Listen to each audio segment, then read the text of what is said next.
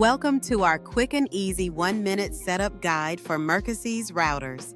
In this video, we'll walk you through the simple steps to get your router up and running.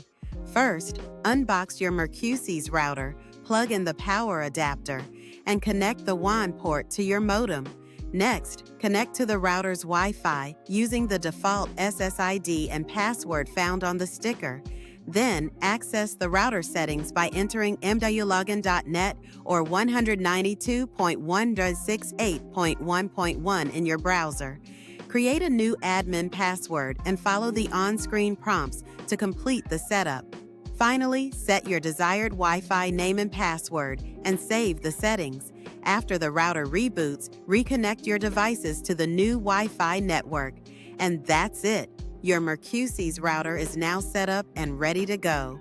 If you found this guide helpful, please like, comment, and subscribe for more tech tutorials.